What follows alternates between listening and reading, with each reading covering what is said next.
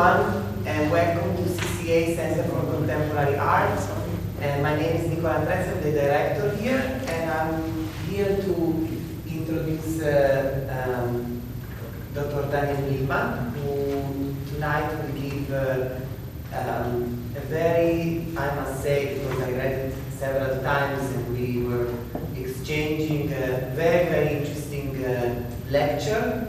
I won't say much about the lecture because I believe Daniel can deliver much better than me, but just for you to understand, this lecture is part of a public program of an exhibition that is on view now at the CCA. Actually, we are going to have most of the lecture here, but the last section, you will see the printout, there will be 3 stars. So when you see the 3 stars, we will all move downstairs inside the exhibition to conclude. The exhibition is a solo exhibition by Esther Kläs.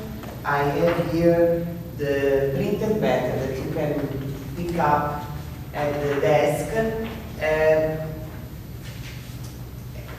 Again, I will not tell you more about the Esther show because we have curators tours and you can come, but just to make you understand, it is through Esther that Daniel and I met, through her as a person, but also through our common passion for her work.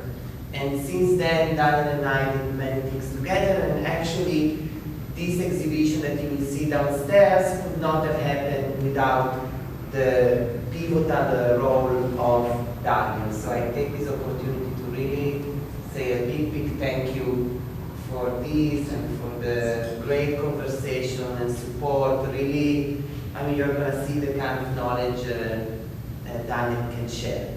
I just take also this opportunity to just thank the other people that contributed to the exhibition. Together with Daniel, we really had a great contribution with Arport. This is the first time that an institution and a residency collaborate together to bring a foreign artist to Tel Aviv for such a long time, almost 3 months, to work here for a show. So it's a very unique format that we are going to repeat again. So this is very crucial, so thank you, Arport. And I just want to thank, in addition, Annette Bollard, Peter Blue Gathering, Xavier Kens, and Outset, that were all in different ways making all this possible. So with all this, and you see my introduction, it's a good for the ones that are on their way. Daniel, the floor is yours. Thank you. So the talk tonight will be essentially about moments of malaise or unease in front of works of art. So to introduce the matter, we will look at 2 extremes. One is an extract of a poem by T.S. Eliot from The Wasteland. I will read it to you.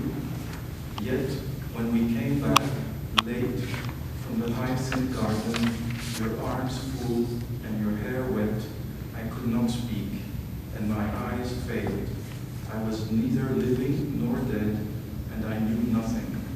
Looking into the heart of light, the silence.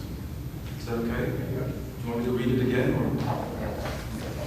So now we go to another extreme. This is kind of the beautiful extreme, and now, if it works, go to another extreme. Obviously not. I think I'm going to need you.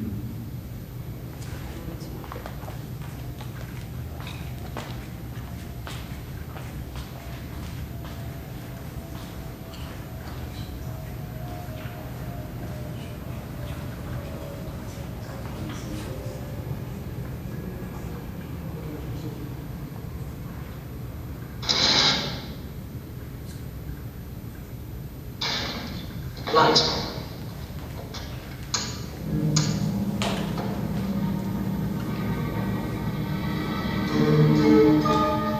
Sous notre trait, le divan. He was painted in 1910. Goga on the beach from Staishin Granite. Another new by remark. Soutine and Assovitage. Degas, the top, painted in 1886. Van Gogh, Vincent, self-portrait, sometimes called Vincent in Flames, painted while in an insane asylum during the last years of his life. Yes, sir. Painting by Cézanne.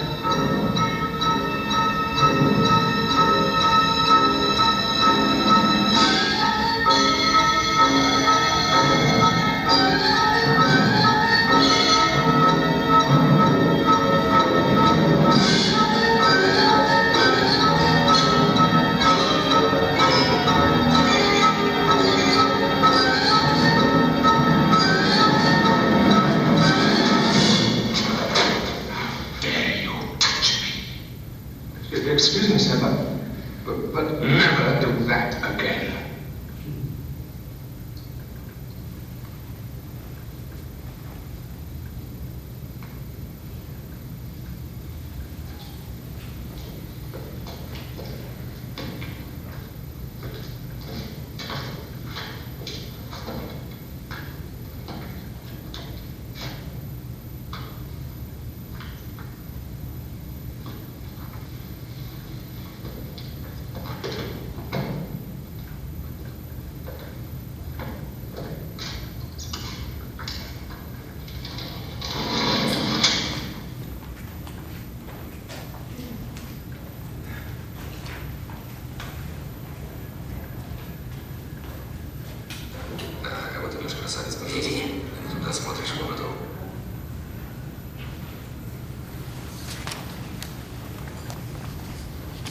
So, as you see, moments of unease in front of works of art can cover a whole scope, from the sheer beauty of T.S. Eliot to the malaise of this character who is a General Tance, from the movie called The Night of the General, and we'll be referring to this general during the talk. In 1817, Stendhal visited Florence, and when he emerged from the Santa Croce Basilica, he fell ill. I quote, "I reached the point where celestial sensations given by arts and passionate feelings merge. Everything spoke so vividly to my soul. Ah, if I could only forget. Emerging from Santa Croce, my heart was beating what in Berlin they call nerves. Life was drained from me. I was walking with the fear of falling." End of quote. What happened to Stendhal? What did he see inside the Basilica? During the summer of 1904, Sigmund Freud, accompanied by his brother Alexander, visited the Acropolis in Athens. There he experienced what he later called a trouble of the memory. In fact, when one reads the text in which he describes the incident, it is quite clear that he experienced a brief moment of dissociation. Freud's genius consisted in his capacity to analyze these strange events of everyday life and, based on introspection, to understand the functioning of the human psyche. He described the event as having given him the impression that within his mind were two persons, one doubting the reality of the scene before his eyes, and the other surprised that such a doubt was even possible. What matters for us today, just as in the case of Stendhal, is the question, what happened to Freud? What did he see while standing next to the Acropolis? In May 1921, Marcel Proust visited an exhibition of Dutch art at the Jeu de Paume in Paris. There he saw a painting by Johannes Vermeer entitled View of Delft. He considered this painting to be the most beautiful painting in the world. So beautiful indeed that he fell ill immediately after the visit. Back at home, and thinking he was dying, he hastily dictated a few corrections to the scene he had written a few days earlier, in which the character called Bergotte dies immediately after seeing the painting by Vermeer. So maybe I have to clarify here. On day one, Proust is at home, writing about the visit he's going to do a few days later. And what he writes is that his fictional character, Bergotte, goes to the visit, sees the painting, and dies. On day 2 or 3, Proust then himself goes there, falls ill, and is so panicked that he rushes back home, he thinks he's dying, he corrects the scene, and in effect will die a few months later. In other words, Bergotte is the fictional double of Proust. In the novel, he experiences the illness which the author will himself experience a few days after having created it. The same question arises: what happened? What did Proust see when staring at the painting by Milman? July 1944, in the movie The Night of the Generals, directed by Anatole Litvak and produced by Sam Spiegel, General Tanz, a fanatic Nazi played by Peter O'Toole, visits occupied Paris. But lurking beyond his impeccable and obsessional appearance lies a psychopath who kills prostitutes at night, thereby acting out his hatred of women.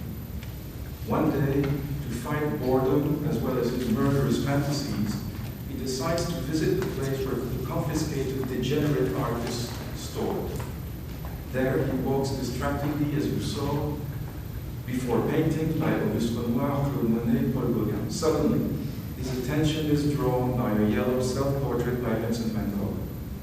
Mesmerized, he stares at it and comes close to collapsing. Here again we wonder, what happened? What did Tanz, the psychopathic Nazi general, see when confronted to Van Gogh's painting? The aim of my lecture today is to try to understand the origins and the mechanism of the bewildering effect art can sometimes have on certain of us. To do so, I will first follow the thread left to us by Proust. As you recall, Proust began by writing the scene in which Bergotte dies after being fascinated by the painting by Milman, and more precisely, by a little patch of yellow wall. A few days later, Proust himself is taken ill after seeing the same painting. He then goes home, where thinking he is dying dictates correction to the scene he had written earlier. Two elements catch our attention. First, it appears that the character of Bergotte is a fictional double of the author. He experiences an illness which will later affect the author himself. The question therefore arises as to the nature and the role of the double during these moments of inner vacillation caused by art. Second, when looking closely at the painting by Vermeer, we clearly see, I will show it to you later, that the so-called little patch of yellow wall is not a wall at all, but a roof. What can be the nature and the role of these deformed perceptions in triggering the vertigos we are trying to understand?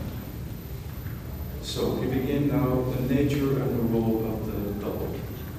In 1919, Freud wrote, I quote, "I was sitting alone in my wagon compartment, this one, a witness of the dawn of consciousness, when a more than usually violent jolt of the train swung back the door of the adjoining washing cabinet, and an elderly gentleman in a dressing gown and traveling cap came in. I assumed that in leaving the washing cabinet, which lay between the two compartments, he had taken the wrong direction and come into my compartment by mistake. Jumping up with the intention of putting him right, I at once realized to my dismay that the intruder was nothing but my own reflection in the looking glass on the open door. I can still recollect that I thoroughly disliked his appearance. Instead, therefore, of being frightened by my double, I simply failed to recognize it as such. It is not possible, though, that my dislike of it was a vestigial trace of the archaic reaction which feels the double to be something uncanny." This wonderful anecdote is amusing, but it also shows that Freud considered the figure of the double as both difficult to recognize and frightening. It is likely that the double is difficult to recognize in the present because it was frightening in the archaic childhood past. Certainly, when he suddenly discovers the self-portrait by Van Gogh, General Tanz, played by Peter O'Toole, displays these two reactions, surprise and fright. Yet, we, the spectators, also clearly see that just like Freud, Tanz is shaken because he recognizes something of himself in the painting. We We are therefore in the presence of both familiarity and fright. The double is therefore a complex entity, and as such it has rapidly attracted the attention of psychoanalysts. Otto Rank is the first to have written in 1914 a complete study entitled Der Doppelgänger, in which he develops the idea that the double is originally a form of reassurance against the fear of death. According to Rank, it is even possible that this effort at denying the overwhelming power of death through the double is at the origin of the belief in the immortal soul. In other words, the soul is double. However, this belief, which originates in the archaic past of humanity as well as that of the child, is founded upon the reassuring, unlimited love of oneself, which Freud had designated as the primary narcissism characteristic of His Majesty the Baby. During his evolution and maturation, the child progresses from this infinite self-love to a secondary, less absolute narcissism, but along with this movement, the figure of the double remains connected to the uncanny and the fear of the death, which are at its origin. The double stands, therefore, as a mysterious gatekeeper, a witness of the dawn of consciousness on the road to the construction of the self. It has, however, also a structuring role in the unfolding of the psyche. In 1949, Jacques Lacan demonstrated this when he described what he called a mirror stage. In his view, the child, for the first time, discovers himself and his body as an entity when he reaches the capacity to recognize his image in the mirror. Prior to that defining moment, the child does not conceive of his body as one unit. His limbs, arms, and legs seem to function separately and independently. Prior to the mirror stage, the child is even surprised by his own movements and by the relationship between an idea and its effect. The confrontation with his image in the mirror at the appropriate moment will reveal his corporal unity to him.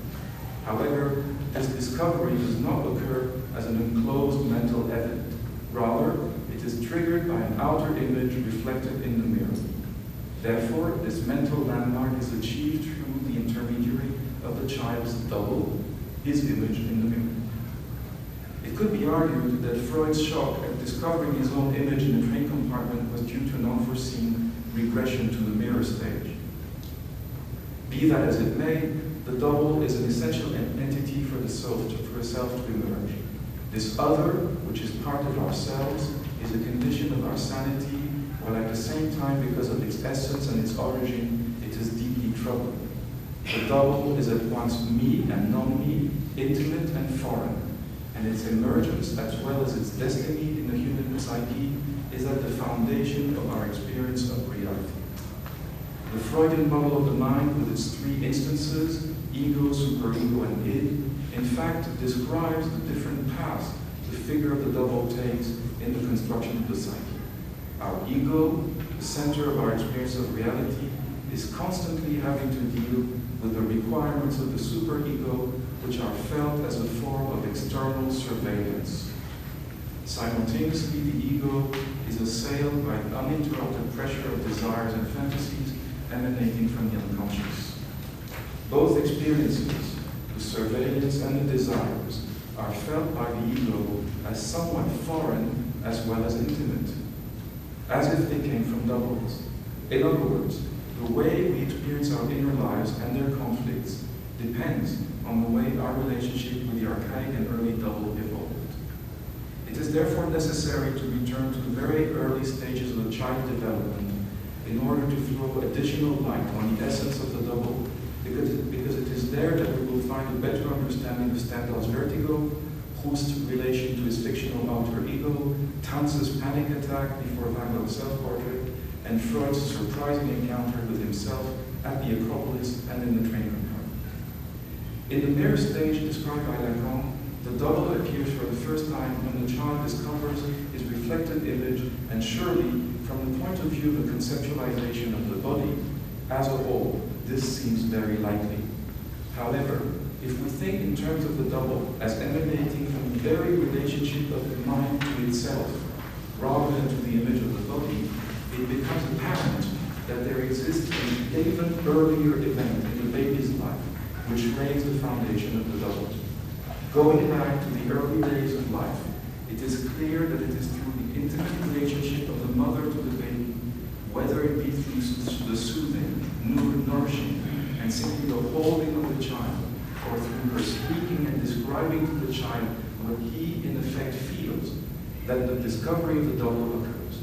In other words, the first double is the mother. The child, however, matures, and at a certain point, with the help of the mother, he must slowly disengage. This weaning process leads to the creation of the child's own double, which is constructed so as to be both an intermediary between the child and the now absent mother, and the reminder of the mother as a lost object. The double is therefore both a shield from and a link with the mother. Here again, at the very heart of the double, we find the me-non-me ambiguity we described earlier. This progression from the mother as the first double to the construction of the double as a result of the movement away from the mother makes the construction of the borders of the self possible. The unfolding construction of the double is therefore a condition for sanity.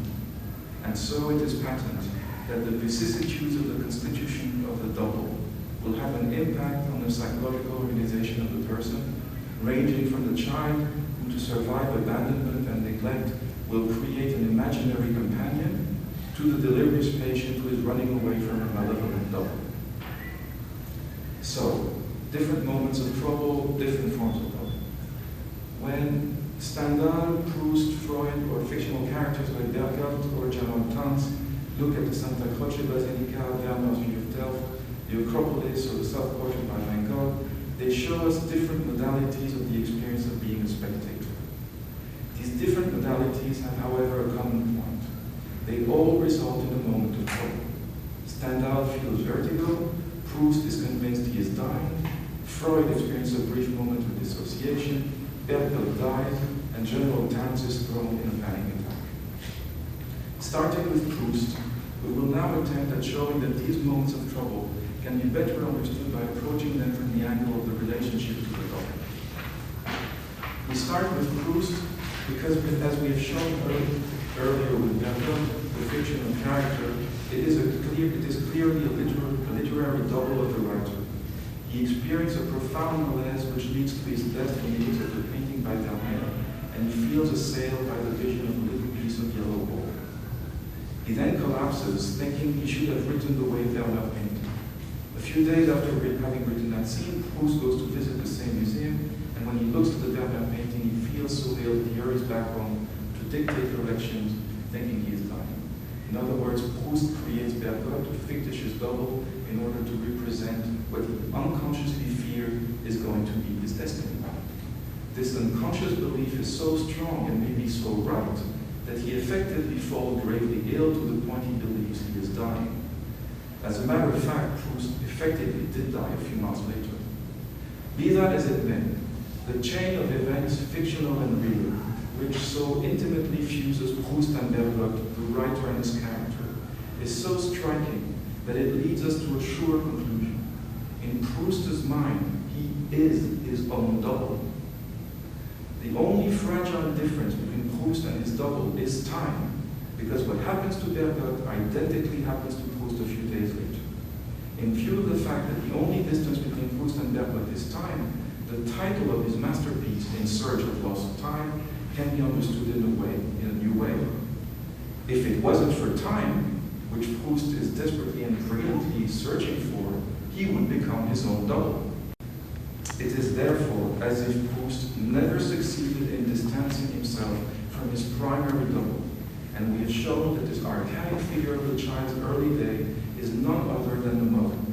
We can therefore propose that at the origin of Proust's complex personality lies an incapacity or impossibility to detach himself from the primary mother figure. This hypothesis will seem even more credible when we will show at a later point that the reason for which Bergalt and Proust mistakenly seem the painting by Vermeer a little piece of yellow wool instead of a roof is deeply connected to the author's relation to his mother, and specifically to one of his earliest and fondest memories. We can now go back to Stendhal's moment of unease in 1817 as he walks out of the Santa Croce Basilica. Inside the Basilica, giants of the arts and literature such as Michelangelo and Machiavelli are buried. Many fabulous frescoes are painted on the walls, among which are episodes of the life of Saint Francis by Giotto. One of the paintings represents the pivotal moment in the life of the saint when he abandons all his terrestrial belongings and confronts his father. Such a dramatic representation is bound to attract the attention of the psychoanalyst searching for the cause of Stendhal's vertigo. However, facts matter, and one such fact is that the extraordinary painting by Giotto, which were executed in 1325 to 28, were covered during the 18th century with quicklime and tombstones. Giotto frescoes were restored and revealed in 1849. Since Stendhal's vertigo dates from 1817, he could not have seen this striking image of the saint rejecting his father. However, the Santa Croce Basilica is largely devoted to Saint Francis, and the Basilica Bardi, where the Giotto frescoes are, has at its very center an altarpiece painted in the 13th century by the anonymous artist known as Maestro del San Francesco Bardi, which also represents the episodes of the life of the saint, and, as is to be expected, the scene of the confrontation between father and son. Noticeably in this painting, as opposed to Giotto's, the mother of the saint is present. And he throws the clothes on the floor. This is an important fact, because Saint Francis is often considered a second Christ. In other words, symbolically, the son of a virgin mother abandoned by his godly father. Saint Francis, born in Assisi in 1181 or 82, Giovanni di Pietro di Bernardone, who was to become Saint Francis, was one of the 7 children of a very wealthy fabric merchant. The little boy was born on the day his father was away. His mother baptized him under the name of Giovanni. However, upon his return, his father gave him the name Francesco in homage to France, where he had just concluded very lucrative deals. This initial conflict between father and mother over the newborn's name obviously draws our attention because it cannot but throw a shadow over the child's concept of filiation. Is he the son of his father or of his mother? And if, in his fantasies, he is the son only of his mother, who is his father? Put differently, in the child's unconscious lurks the question, if I am only my mother's child, is she in fact a virgin, and is God my real father? These troubling questions can account for both the first part of his youth, during which he was an acting out delinquent and soldier, who in 1202 was sent to jail for 1 year. The second part of his youth, when during a long and mysterious illness which lasted a year, he decided to convert at the age of 24. He then opted for a completely impoverished style of life, which so frightened and enraged his father that the father attacked him in justice in order to deprive him from his inheritance. This is the scene. At the conclusion of the trial, the father having won, Francis took off his clothes, threw them at the feet of his father, and walked off naked. In 1224, age 43, Francis developed a full and pathological identification to Jesus Christ, including the displaying of stigmata, and fell prey to profound crisis of anxiety. He died on October 3, 1226, age 44. So, almost 600 years later, Stendhal emerged feeling dizzy from the Santa Croce Basilica, where he had almost certainly seen the painting representing the life of Saint Francis. Even though the Giotto frescoes, as we said, were not visible, the altar was, and the spirit of Saint Francis, the man who rejected his father, was everywhere to be felt. So why did this hovering presence of Saint Francis so affect Stendhal? Born in 1783, Stendhal lost his mother at a very early age of 7. He hated his father because, and I quote, "At the age of 6, I was in love with my mother. I wanted to cover her with my kisses, and that there be no clothes. She passionately loved me and often kissed me.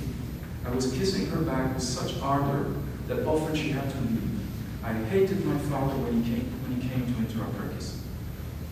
Another important factor we must take into consideration is that until the age of 27 and even later, he needed the financial support of his father, as opposed to St. Francis, you understand. 7 years later, at the age of 34, he experienced his famous vertigo. Stendhal wrote about his ordeal. There, my head thrown back to look at the ceiling. Il Volterrano Sibius made me feel the strongest pleasure painting ever gave me. The fresco Stendhal is referring to is the Sibyls by Il Volterrano. It was executed between 1652 and 1660. It in fact represents an episode called the Coronation of the Virgin. We can now recapitulate. Stendhal was deeply and even erotically attached to his mother, who died when he was only 7 years old. He felt that his father, whose financial help he badly needed, had been a painful obstacle, blocking him from the temper and grace of his mother. One day in Florence, he walks in the majestic basilica, entirely devoted to St. Francis, who was so deeply identified with the figure of Christ, the Son of the Virgin Mother, and of the abandoning Divine Father, that he developed hysterical stigmata. Stendhal looks up at the ceiling depicting the coronation of the Virgin and walks out deeply shaken. He is the first victim of the syndrome that was to bear his name. It is therefore very likely that for Stendhal, the figure of St. Francis, who rejected his father and pathologically became the son of his Virgin Mother, is his double. However, contrary to Proust, Stendhal is not identified to his double. A fundamental space separates them. Here, the double, St. Francis, acts out what Stendhal refrains from doing. St. Francis rejects his father, throws his clothes at his feet, and walks away from his progenitor disinherited. Stendhal never accomplished such an act, and in spite of his hatred of his father, he continued to need and accept his financial help. Stendhal's vertigo is due to the witnessing, through his double, of the enactment of his repressed desire. The fact that this event occurs as he is surrounded by the graves of historical and dominant paternal figures, such as Michelangelo or Machiavelli, only reinforces the momentary illusion of the realization of his death wish against his father. Stendhal's vertigo is caused by the resonance he experienced between his unconscious wishes and their realization by his double, St. Francis. Let us now consider the case of Freud, who wrote about 2 moments, giving us a glimpse at his relationship to the double. In the first instance, he described a moment in 1904 when, aged 48, accompanied by his brother, he stood on the Acropolis and felt for a brief moment of unease, during which he had the impression that 2 parts of his personality had entered in a dialogue. I quote, "When finally on the afternoon of our arrival I stood on the Acropolis and cast my eyes upon the landscape, a surprising thought entered my mind. So, all this really does exist just as we learned at school. To describe the situation more accurately," Freud continues, "the person who gave expression to the remark was divided, far more sharply than was usually noticeable, from another person who took cognizance of the remark, and both were astonished, though by not the same thing." Freud goes on to describe one part of him being surprised by the fact the Acropolis really exists, and the other in awe at the beauty of the monument. However, from our point of view, what is important here is not the dissociation or the inner dialogue between 2 aspects of Freud's personality, but rather the fact that, as he puts it, the person who gave expression to the remark was divided far more sharply than was usually noticeable from another person who took cognizance of the remark. Far more sharply. And what does the difference in the content of the thoughts of these 2 persons consist in? One is in disbelief, the other is in awe. As they say in English, nothing to write home about. Surely we have all experienced this combination of admiration and surprise. This confirms that the key psychic event described by Freud is the sharp division between the 2 thoughts, which ordinarily are experienced as intermingling. Freud, being the fine clinician he was, analyzes the conscious meaning of each of the 2 thoughts. His conclusion is that during his childhood, which took place in very modest conditions because of his father's quasi-bankruptcy, the little Sigmund Freud thought that he would never see the beautiful monuments of the world, while at the same time he resented his father for this impossibility. Reminding himself that the scene on the Acropolis occurred in the company of his brother Alexander, Freud then associates with the historical moment when Napoleon crowned himself emperor and said to his brother, Joseph, si notre père nous voyait, Joseph, if only our father could see us. In other words, the two thoughts he experienced are in fact two tendencies directed towards his father. In the first, this belief, he submits to his father by thinking, how is it possible that we are today in spite of our circumstances? In the second, or he rebels against his father by crying, it is incredible that because of our father's failure, we came close to never seeing such beauty. Freud is therefore caught between respect and resentment, love and hatred, and the fact that this occurs gives us a glimpse not only at his unconscious emotion, but also at the acuity of the conflict with his double, which takes place, as we have seen, in the form of a sharp division. In other words, in the form of a violent inner conflict. So violent, in fact, that Freud himself describes it as a brief and slightly worrying moment of depersonalization. We could argue, therefore, that in light of his relation to his double, Freud is above all his father's son, because the fundamental characteristic of the son-father relationship is ambivalence, since the function of the father is to be both a protector and an obstacle.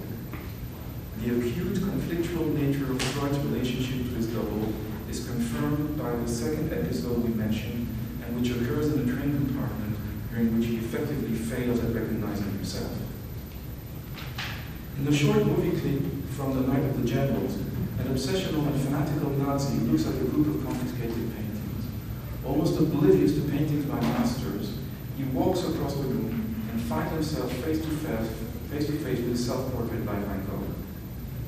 This masterpiece was made at the time when the painter was experiencing moments of hallucinations typical of psychosis, shows the pursuing of his passion for painting.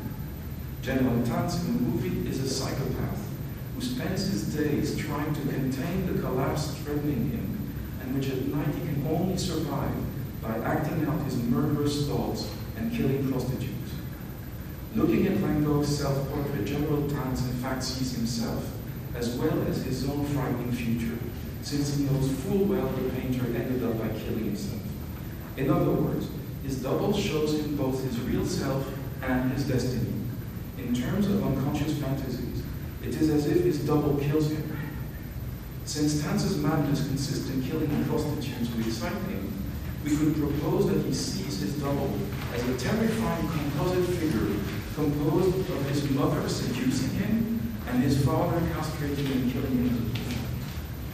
To summarize, through the relationship to the double, we are given a glimpse at some crucial unconscious repressed contents. Proust is unconsciously identified to his mother just as he is to his own double. Stendhal is profoundly in love with his mother and hates his father as his resonance with his double shows. Freud is in acute conflict with his double because his personality is shaped by his deep ambivalence towards his father.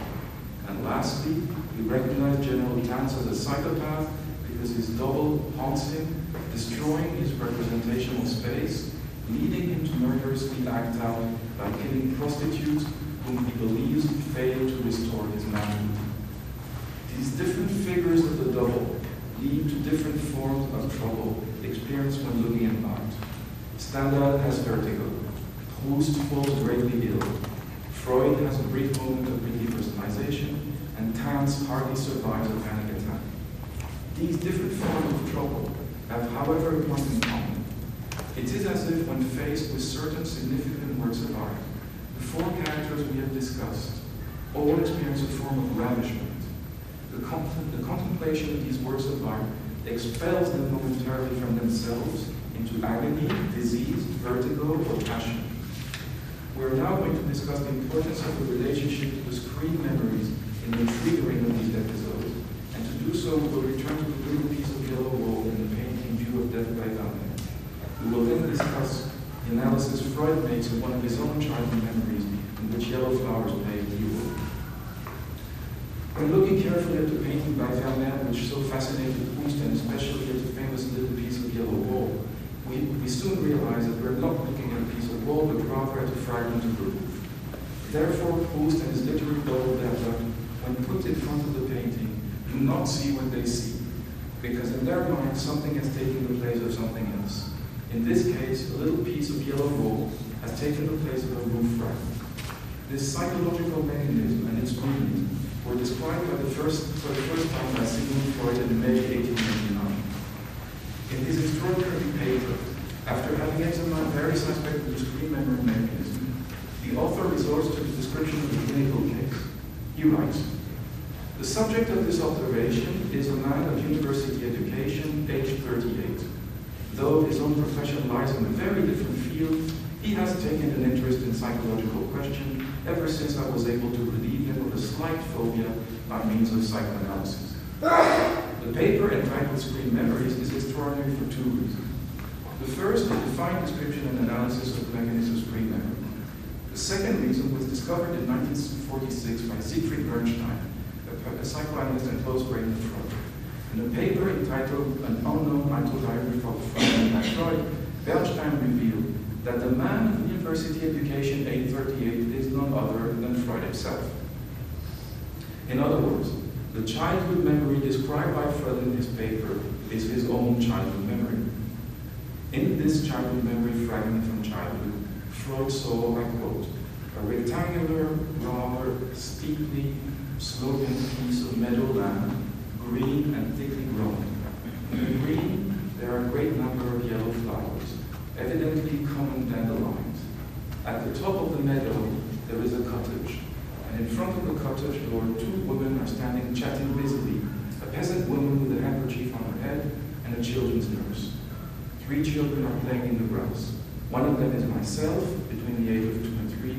The 2 others are my boy cousin, who is a year older than me, and his sister, who is almost exactly the same age as I am.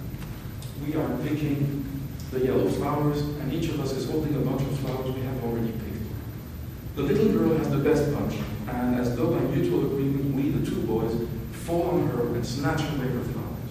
She runs up the meadow in tears, and as a consolation, the peasant woman gives her a big piece of black bread. Hardly have we seen this, then we throw the flowers away, hurry to the cottage, and ask to be given some bread too. And we are in fact given some. The peasant woman cuts the loaf with a long knife. In my memory, the bread tastes quite delicious, and at that point, the scene breaks off. Now that we know the autobiographical nature of this memory, the characters become easily identifiable. The so-called boy cousin and girl cousin are in fact the nephew John and niece Pauline, who are the children of Freud's half-brother Emmanuel and his wife Maria Milman. The peasant, who are children nurse, is certainly Nanny, the governess whose real name was Monika Zajic, and who was fired when it was discovered that she had attempted to or succeeded in baptizing the child Freud and had stolen money. Freud then explains that his childhood memory was awakened by 2 more recent circumstances. The first one is the visit he made at age 16 to his birthplace, Freiberg, where he visited the Fluss family, who were all friends of the Freud family. Freiberg is the town where the Freud family lived before Jacob the father went bankrupt and had to move to Vienna in very difficult circumstances. The little town is surrounded by beautiful fields, meadows, and forests. As such, it is remembered by Freud as the place of the exquisite golden ages of his childhood. During his visit, age 16, Sigmund fell secretly in love with Gisela, the 15-year-old daughter of the Fluss family. One day, Freud noticed that Gisela was wearing a yellow dress, reminding him of the yellow flowers of his childhood games. The second recent circumstance occurred 3 years later when, age 19, Sigmund traveled to England to visit the family of his half-brother, and he reunited with his childhood friends and nephews John and Pauline. In other words, the 2 more recent circumstances reignite the chain of elements patiently awaiting in Freud's memory. And these elements are happiness, the beauty of nature, feverish childhood games, love, yellow flowers, Gisela and her yellow dress. Freud then brings all these elements together and pitilessly analyzes himself to find that behind the yellow flower scene and the stealing of the little girl's bouquet of flowers lies the fantasy of stealing the flower of virginity of a woman. I would simply add to Freud's insight the idea that the cutting of the loaf of bread with a long knife by the nanny is a rather blatant castration threat as a punishment for the childish attack against the little Pauline by John and Sigmund. The element which draws attention to the event in his recollection is the brightness of the yellow of the flowers, which he quickly understands to be a brightness which seeks to blind. Similarly, in the case of Proust's little piece of yellow wool, it is the brightness of the yellow which attracts the attention of Bergotte, who is described as watching it the way an amazed child would stare at a yellow butterfly. This is in the text by Proust. The image of the yellow butterfly echoes a decisive moment of the famous analysis by Freud of Sergei Pankeyev, also known as the Wolfman. Close to the end of the treatment, the patient recalled a scene which occurred when he was 2.5 years old. He remembered chasing a beautiful yellow striped butterfly which landed on the flower. Upon seeing this, the child was suddenly frightened and ran away screaming. A few months later, the patient said that the butterfly opening and closing its wings made him think of a woman crossing and uncrossing her legs. The analysis further showed that the butterfly event occurred while the child was with a woman who in the patient's unconscious was closely associated with his mother. Can we therefore be surprised when we discover that the little piece of yellow wool is in fact a childhood memory which flashes a few times throughout Proust's masterpiece, and each time it refers to the same event? One night, the child was in bed, longing as usual for his mother, when he heard his father say, "You can see the little one is sad," and then allow the mother to stay for the night next to her son. This massive emotional event unfolds as the child sees the projection of the light of his mother's candle on the wall as she goes down the staircase, symbolizing the sadness. And this is suddenly interrupted by the projection of the light of the second candle, that of his father, signaling fear and frustration, normally, only then to hear his father allowing his mother to stay all night. In a matter of seconds, the child experiences longing, fear, and finally fulfillment. And all this occurs when the only thing he can see are yellow lights projected onto the wall. However, when the fictional character Bergotte and later the author Proust look at the painting, it is their vision of it and not their memory that is affected. Or more precisely, their vision of the painting is affected by childhood memory. This occurrence is therefore slightly different from the screen memory described by Freud, where the memory is twisted in order to conceive it. In the case of the little piece of yellow wool, it is the vision which is twisted, not the memory that is affected. We therefore propose to designate it as the phenomenon of screen vision. Screen memories and screen visions therefore occur when, in memory or in vision, something takes the place of something else in order to conceive a repressed thought, fantasy, or event. A wall will take the place of a roof to conceal the desire for the mother to spend the night in the child's room. Yellow flowers will take the place of another much more intimate flower. A yellow butterfly's palpitating wings will take the place of the legs of a woman signaling desire.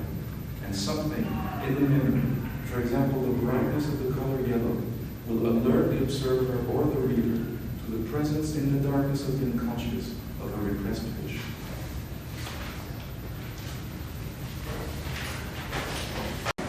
So, a day before the opening of Esther test show at CCA, a young woman who is a successful actor living in Switzerland was given the opportunity to see the installation privately because she had to fly back to Zurich the next morning.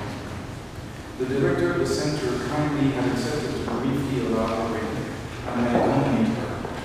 As we arrived at the CCA, the sun was setting. The young woman was tired because she had spent the day in Jerusalem and had just been driven back to Tel Aviv. As we reached the entrance, we saw the gate opening and Nicolas Freud kindly waving at us. We entered, and as we progressed towards the gate opening onto Kläs' show, Nicolas retreated towards the entry desk, maybe because he had something else to do, or maybe because he had decided to give us freedom of movement. Realizing this, I slowed down, allowing my guest to enter the space alone. I remained at the entrance, halfway in, halfway out, observing. I saw the young woman standing at the center of the space, suddenly freezing. She didn't move or say a word.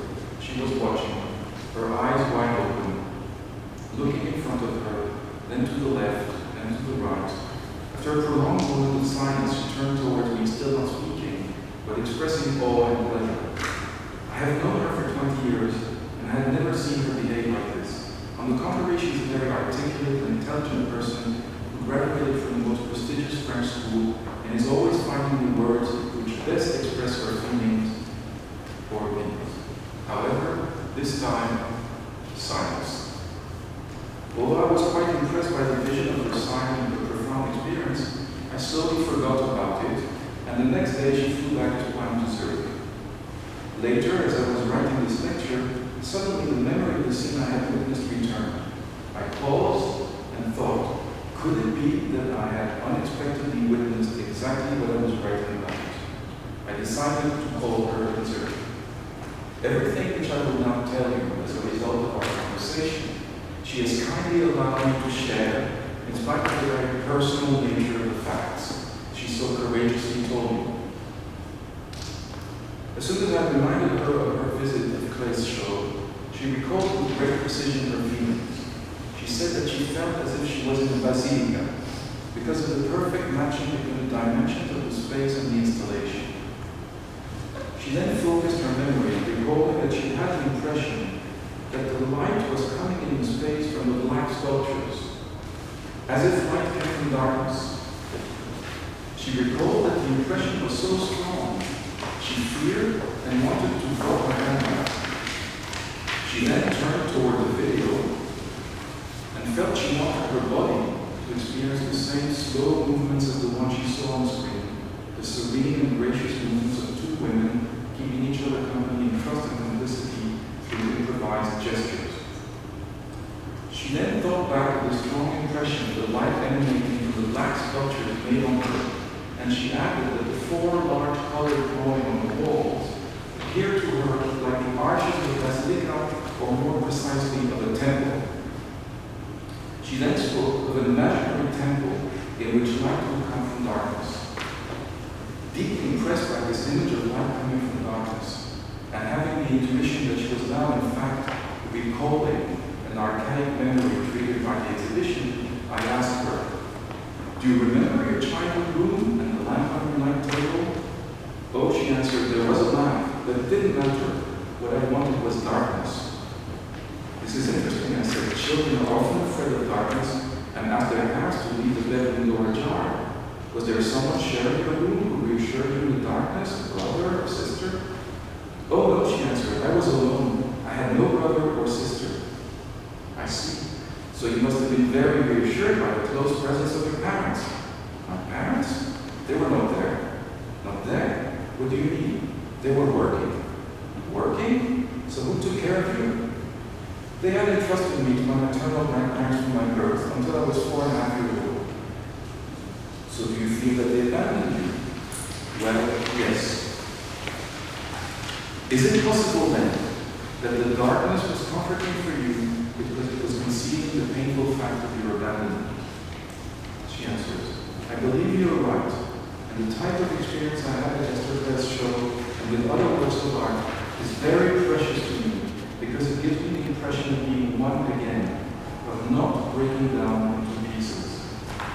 Before ending our conversation, I have one last question. To begin, I explained to her the concept of the double, and then I asked, "Are you familiar with this mental experience of having the psychological impression of the presence of another, which is both me and non-me, advising, forbidding, or otherwise, in the form of an inner dialogue?" She answered, "I have no such experience, no doubt."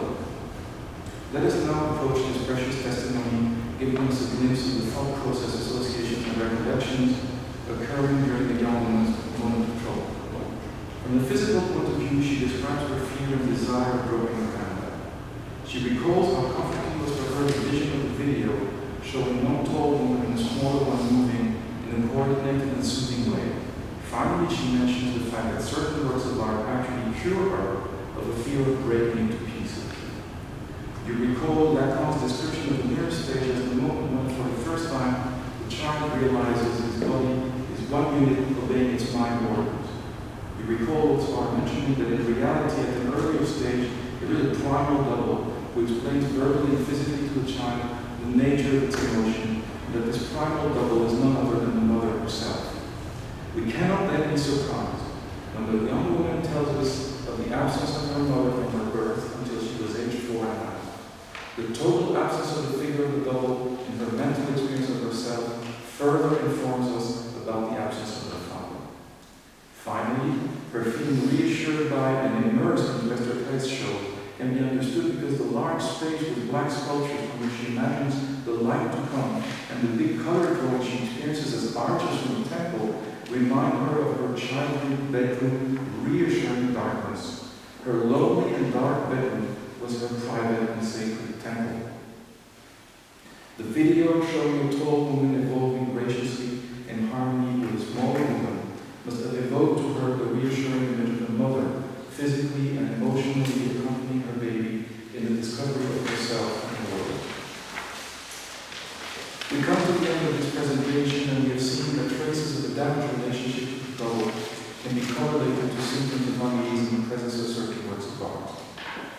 Stendhal had a resonant relationship with his double, which tells us of his passion for his mother and hatred for his father.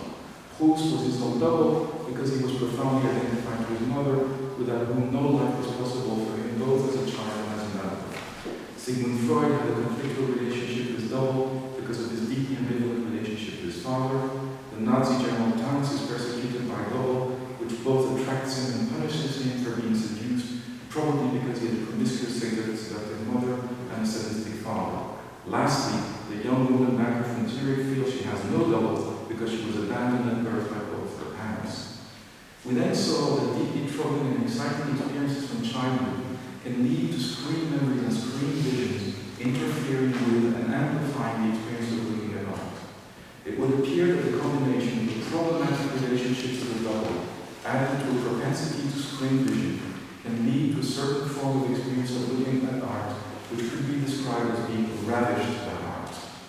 Children, who for one reason or another experience lasting helplessness and profound psychological pain, are led to withdrawing from themselves and massively investing their surroundings, such as bedrooms, cherished objects, nature, etc., in order to project onto their environment the pain they cannot bear anymore.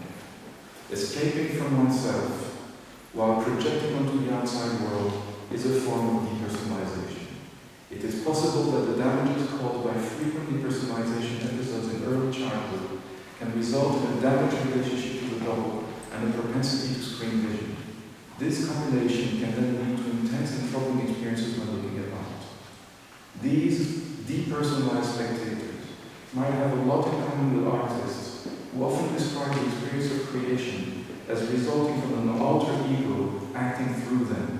It would be as if the artist's true double is his art. In conclusion, the fragility due to early unbearable psychological pain and helplessness apparently makes exquisite experience with art possible. And these experiences of the young woman from the writing can be a form of cure. As Louis Bourgeois famously said, art is sanity. One mystery thankfully remains. Why is the color yellow so frequently associated with these two moments of ravishing? I must confess two things. One, I do not know, and two, I don't know.